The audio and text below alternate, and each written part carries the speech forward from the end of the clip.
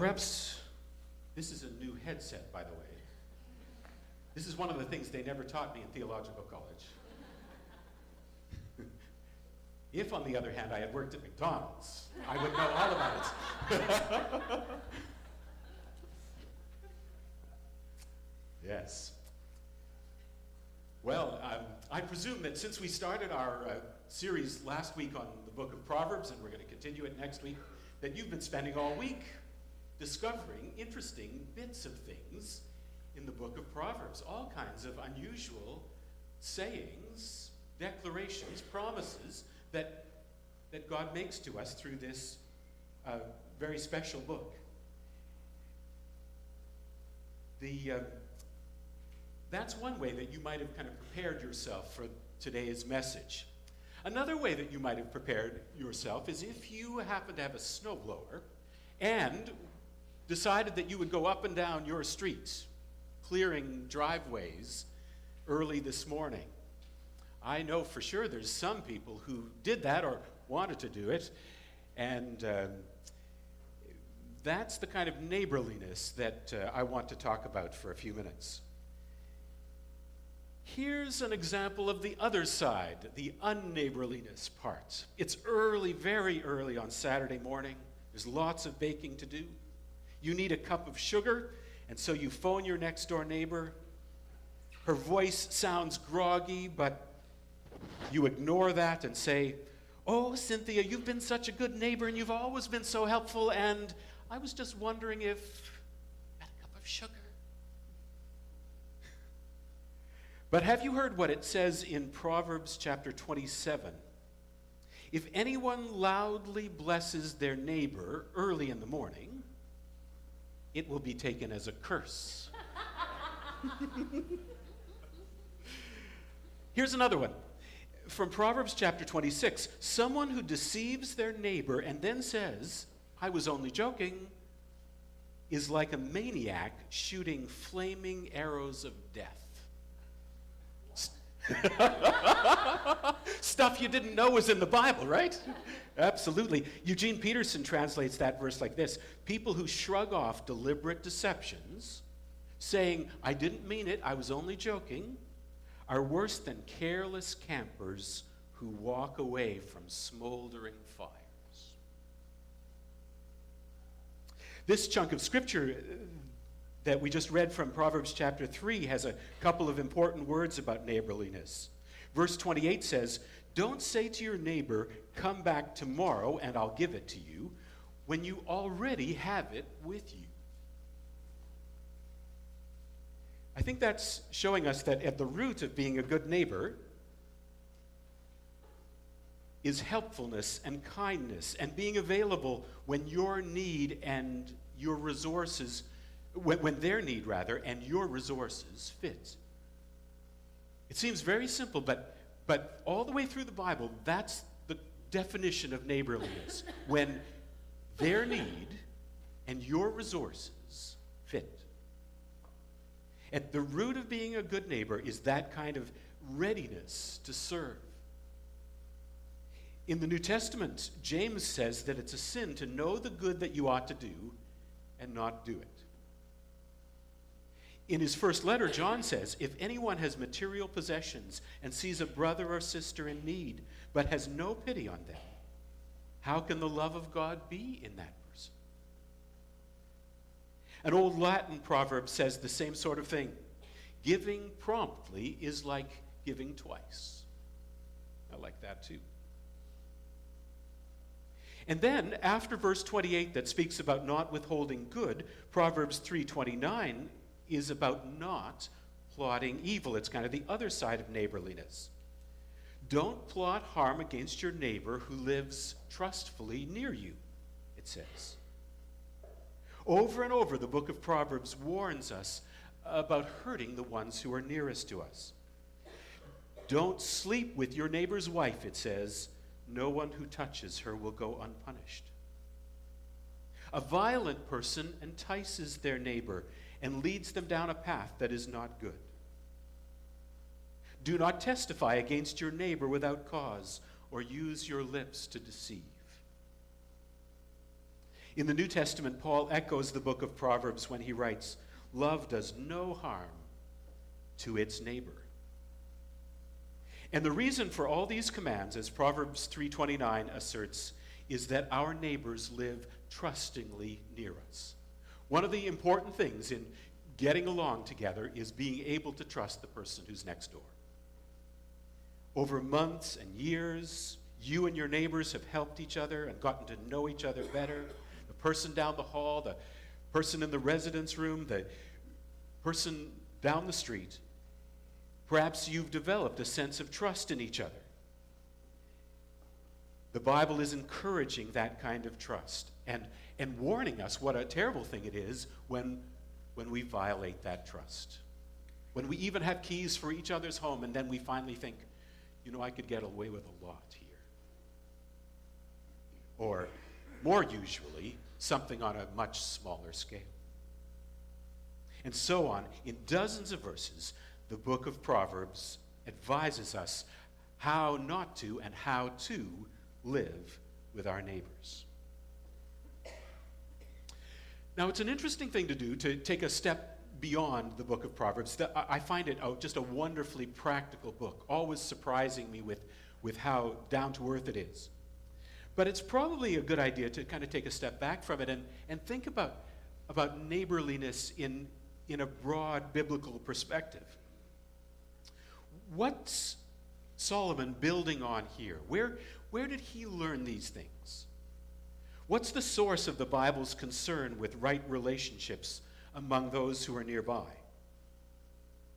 Well, this kind of attitude toward other and care and concern for each other began with God's care and concern for us, for you and me. There in the desert with slavery behind them, the Old Testament people of God were being formed to be God's representatives in the world. They were being molded and shaped to be a blessing to all the peoples around them. Maybe you remember in the book of Genesis in chapter 12, I've been saying this every second week to the Bible study that I've been leading. God approaches Abraham and says, "Abraham, here's what I want you to do. Go to a place, I'll show you, and you won't believe how I'm going to make a really great thing out of your life. And here's the blessings that I have in mind for you. You'll become a great nation, lots of descendants. I'll give you a land that can be your very own. And through you, as the centuries go by, and even immediately, but especially as the centuries go by, through you, I'll bless all the nations of the world." So God was setting Abraham up right from the beginning to bless his neighbors. And as we turn to the book of Exodus, to the next book in the Bible, we discover that in the desert, slavery behind them, God is forming them to be neighborly, to be witnesses to the ones around them, to be ones who could convey the truth that God has given them, to be the ones who could, in fact, relate a story of salvation to them that would save them too. God forged a covenant with his people, and then in the context of unconditional love and faithfulness, he taught them to be like him. He molded their characters, and one of the aspects of that was becoming good neighbors. Because the Lord was merciful to them, so they should be good to one another. Because the Lord was holy, God's people should be holy too. They should be careful to not do the things that would displease God. And they should be careful to obey God in the positive things that would make a great difference. And because God cared for each of them, they should care for each other. And it wasn't just for them that this message was being given. That's why we still read this Bible and profit from it. It was for us, so that we could be merciful to the guy down the street who's down on his luck. And so that we could be holy and obedient to God as we hear the urging of God to be generous, for example. So that we could care for others who need a word of encouragement. Let me just take one example from One more example from the Old Testament. Just one section of what the Lord said to Moses about how to treat one's neighbor. This comes from Leviticus chapter 19. Anybody read Leviticus lately? Don't defraud your neighbors or rob them. Don't hold back the wages of a hired worker overnight. Don't curse the deaf or put a stumbling block in front of the blind. But fear your God. I am the Lord. Do not pervert justice. Do not show partiality to the poor or favoritism to the great, but judge your neighbor fairly. Don't go about spreading slander among your people. Don't do anything that endangers your neighbor's life. I am the Lord. Don't hate your sister or brother in your heart. Rebuke your neighbor frankly so that you will not share in the guilt. Do not seek revenge or bear a grudge against one of your people, but love your neighbor as yourself. I am the Lord. And that, of course, compounded with all the instructions in the book of Proverbs and lots of other things in the Old Testament, that phrase from Leviticus chapter 19 is where Jesus got it. When he told people like you and me that we should not only love God with everything we've got, but that we should love our neighbors as ourselves. So take one more step with me now. We've looked at these handful of instructions in the book of Proverbs, and there's lots more where those came from. Just type it into your search program or look in your concordance and find all the references to neighbor. 21 of them in the book of Proverbs. We've looked at those just briefly. We've seen how practical they can be. And we've seen where the background of these things is in the earlier part of the Bible, in God's relationship with his people, as he forms them to be his own, just like he continues to form us. But there's a problem here, and with this third step in the process, I want to draw to a conclusion. Who is my neighbor exactly? It's an important question in a way, because we could just drain ourselves dry if the definition of neighbor is too large, couldn't we? We kind of, and looked at it a little less sympathetically, we could, wouldn't it be good if we could limit the number so that we could pay more attention to ourselves? Who is my neighbor? Well, the book of Proverbs assumes that the neighbor is someone to whom we have a responsibility simply because he or she is nearby, close enough so that we could make a difference in their lives. And so that means that if somebody lives near you, or works in the next cubicle, or you keep running into them at university, that's enough reason to lay claim to your concern. If your paths cross and you notice a need and you can do something to help, now's the time to step out in neighborliness. But in these days when individualism runs rampant, when we think that we can do everything by ourselves, thank you very much, when it's even a little bit dangerous to get involved in other people's lives sometimes, we're tempted to limit our narrowness, to draw the circle closer and closer and tighter and tighter. And that was the point of a story that Jesus told in Luke chapter 10. He had just met a man who had quoted that verse that we read from Leviticus, love your neighbor as yourself, and then asked the obvious question, but who is my neighbor? Is it just the people like me, my nationality, my age? Perhaps. And to answer that question, Jesus tells a story about a man who was ambushed on the road as he was minding his own business, beaten up, as so many people these days are beaten up by life. Two good religious people saw his need, but ignored him. What an accusation that is for us sometimes. And then a despised foreigner noticed the victim and helped him. The story ends abruptly just like that. And then Jesus looks up and looks around and says, which of those three do you think was a neighbor to the man who fell into the hands of robbers? And with that pointed parable, Jesus forever defined the neighbor as anyone in need. Yes, there are limits to our resources. Yes, there are limits to the time that we have to do this.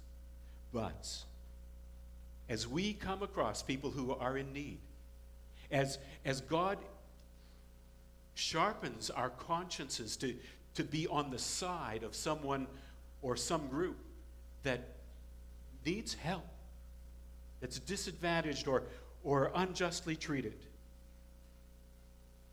the Holy Spirit is drawing you and me to love and care for that person. Not to change the world in an instant, or maybe not even to devote our entire lives to that cause, although this challenge to love your neighbor has led people to do exactly that.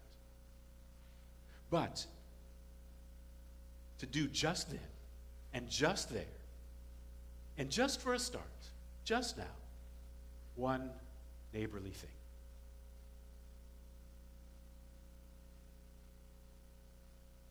I wonder if perhaps we could summarize all this in 3 short sentences. The source of our neighborliness is God's character, revealed to God's people in the very beginning of the Bible. That's where it comes from. That's where it all stems from. It's not our own resources. It's God shaping characters to make a difference in the world. The source of our neighborliness is God's character. The specifics of neighborliness are outlined all over the Bible, and especially in this book of Proverbs. Read it, even just for fun. You'll find lots to smile at, but lots that will bring you up short and challenge you in ways that perhaps you haven't been yet. The source of neighborliness is God's character. The specifics of neighborliness are here in the Bible, and the summit of neighborliness is Jesus.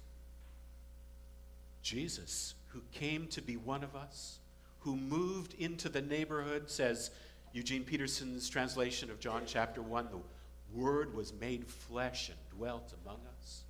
Jesus became our neighbor so that he could reach out to us, side by side with us, and say, let me help you here.